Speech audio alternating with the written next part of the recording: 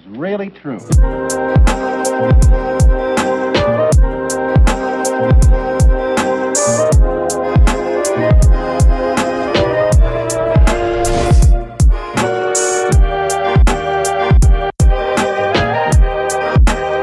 Today we're taking the CVW PRO300 PLUS to Comic-Con.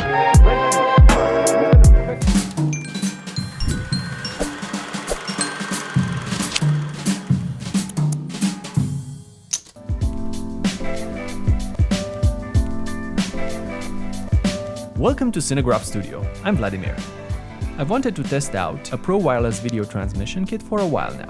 So I said, hey, why not test the bigger brothers of the Swift 800, which I've already tested, right? Comic-Con was coming up and I got in touch with Zona IT as they were going to do a live coverage of the event using, amongst other things, the PRO300 PLUS. In this episode, we're talking about the specs, design and performance of the PRO300 PLUS and its shorter range brother, the PRO200. We'll make a comparison of the two and we'll see where they shine and where they don't. Hit subscribe and the notifications bell to stay in touch with the latest gear videos, tutorials and more, and help us keep motivated to do more videos for you guys. Also hit us up on our newly launched Instagram page, where we'll be posting exclusive content as well. Thanks to all of you who subscribed so far, your feedback and support means a lot to us. The specs of the CVW PRO200 and PRO300 PLUS are quite similar except for the range and some design features. I'll be talking about the two as if they were one product, and I'll point out the differences where they come up. Also, you get the same accessories in the box. First of all, let's see what stuff you get for your money. You get a hard case for both, which is great. At this price point, you should, and CVW did a good job providing one. The cases are made of hard plastic and they seem sturdy enough for long-term use. Inside, you'll find a wireless video system protected by hard foam with all the accessories neatly packed into their own compartments. You get the transmitter, the receiver, 7 antennas. Well, that's how many you're supposed to get, but I was surprised to find some spares inside the box as well. 2 power cables, LiMo 2-pin 2D tap, so you can power the units with V-Log batteries, 2 SDI cables, a 12-volt 2-amp DC adapter with a 2-pin LiMo connector, 2 hot shoe adapters, and a V-mount adapter. So far, no difference. Design-wise, they are both made of aluminum, and they look tough and built to last. You get an on-off switch and the cooler vent on one side. On the other side, we get a display with 2 indicator LEDs, the OK and the channel selection buttons, a mini USB port for updating the firmware, a HDMI port, 1 SDI plug, and the DC connector that can take between 7 and 36 volts. On the front, we find a 1/4-inch screw and 3 other screw holes for attaching the included V-mount adapter. On the back, we find the first major design difference, and it's a feature that can make or break your decision to buy one or the other, because you have to factor in the extra cost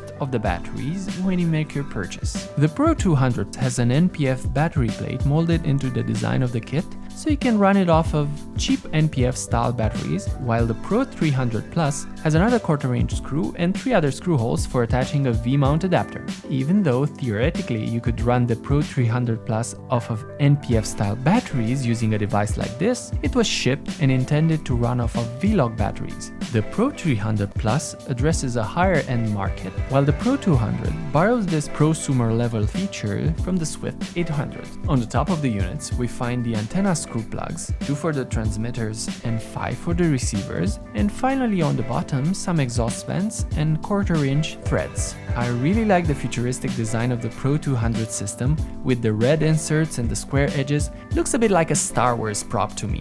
And the receiver can look like the Iron Throne with the little stretch of the imagination. The PRO300 PLUS has rounded edges and the signature pink radiators on the top and bottom, and it seems more compact than the PRO200. Overall, both systems feel well built and ready to serve pro requirements. Now let's talk performance. They both transmit up to 1080p resolution and 5 GHz frequency, so your system is less likely to be jammed by other devices. The PRO200 has a 200 meter maximum range and the PRO300 PLUS 300 meters. CVW provides schematics on how you should place the antennae of the transmitter according to your usage conditions. In ideal conditions, the plane created by the antennas of the transmitter should be parallel to the plane created by the antennas of the receiver.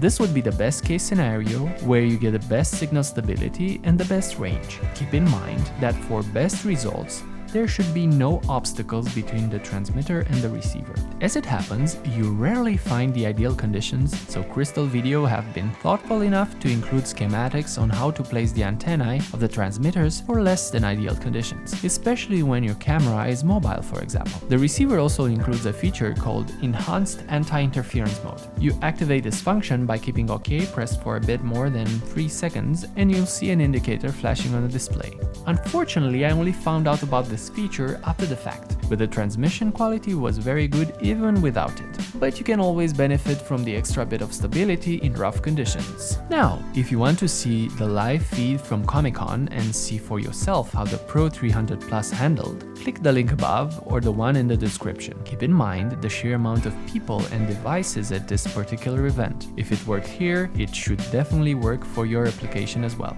There were times when big physical objects were in the way, and it did a great job with barely noticeable macro blocking. The other transmitter being used was rated at 1,200 meters and costing twice as much. And even it had some difficulty sending signals through the physical obstacles present. While you open a new tab to see those clips, I'll make a comparison of my own. I'll compare the Pro200 and the Pro300 PLUS in equally difficult conditions, perhaps even worse. I'll make their jobs really hard. While the receivers at Comic-Con were placed high above the crowds, I've placed mine at camera level on a crowded street, lined with restaurants blasting radio signals, some of them transmitting on the 5 GHz frequency as well. Think laptops, phones, routers, and perhaps other stuff as well.